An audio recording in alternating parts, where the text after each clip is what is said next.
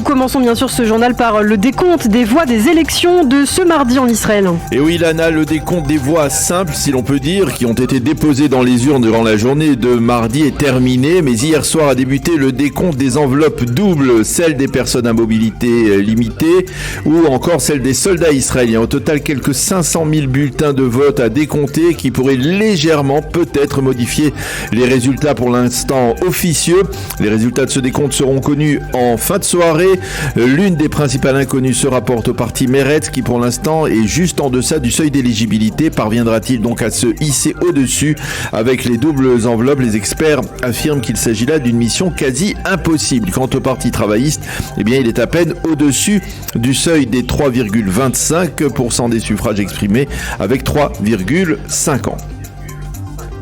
Pour l'instant, les résultats accordent en tout cas une majorité de 65 députés à la future coalition de Benyamin Netanyahou. Oui, selon le décompte de près de 90% des suffrages, le Likoud obtient 32 mandats, Yesh Atid 24, le sionisme religieux 14, le camp républicain de Gantz 12, Chasse, le parti orthodoxe séfarade 11, Judaïsme de la Torah 8, Israël Beitenou de Lieberman 5, Raham 5, Hadash Ta'al 5, ce qui veut dire 10 mandats pour les partis arabes, et le parti travailliste 4 mandats seulement. Selon les tout derniers calculs, Meretz donc s'éloignerait du seuil d'éligibilité, tandis que le parti travailliste devrait demeurer au-dessus de ce seuil. Selon toute vraisemblance, le décompte des doubles enveloppes ne devrait pas donc modifier le score de ces deux blocs.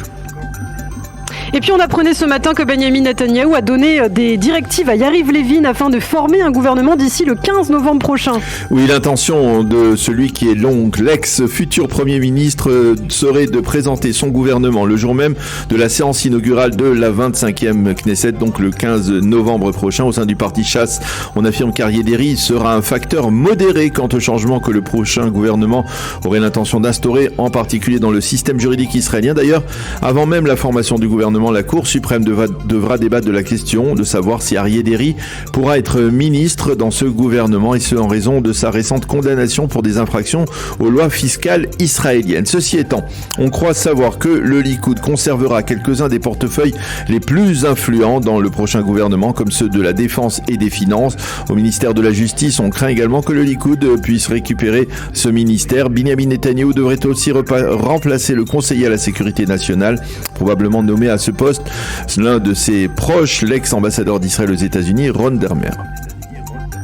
Et au sein du parti sioniste religieux, on a l'intention de se présenter unis dans les pourparlers en vue de la formation du gouvernement. Oui, en effet, Bezalel Smotrich et Itamar Ben-Gvir devraient se présenter ensemble face au Likoud dans le cadre des négociations en vue de la formation du gouvernement, et ce en dépit du fait que Ben-Gvir a déjà affirmé plusieurs fois ces dernières semaines que le sionisme religieux se séparera après la prestation de serment de la 25e Knesset. L'une des exigences du tandem sera de faire dépendre l'entrée d'une des deux formations par l'entrée de la seconde dans la coalition gouvernementale. Ces conditions pourraient d'ailleurs embarrasser Benyamin Netanyahou si ces derniers pourraient avoir l'intention de faire entrer dans sa coalition uniquement le parti de Bezalel Smotrich et pas celui plus radical d'Itamar Ben-Gvir.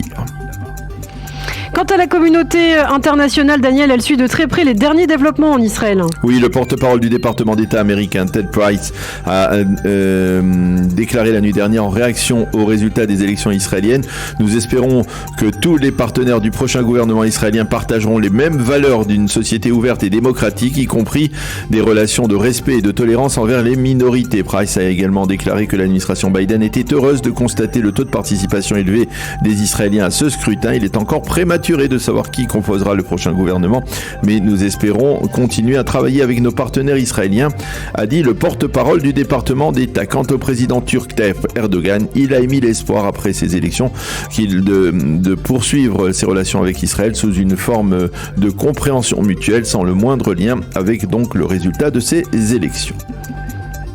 Et puis enfin, pour terminer très rapidement, Daniel, de la tension sécuritaire en Israël, un mort palestinien dans la nuit dans le village de Bet Doukou dans le nord de Jérusalem. Oui, ce Palestinien aurait été tué lors d'un accrochage avec des forces de Tsahal. C'est de ce village palestinien qu'est sorti le terroriste qui a sérieusement blessé hier un officier de Tsahal près de Bet Horon.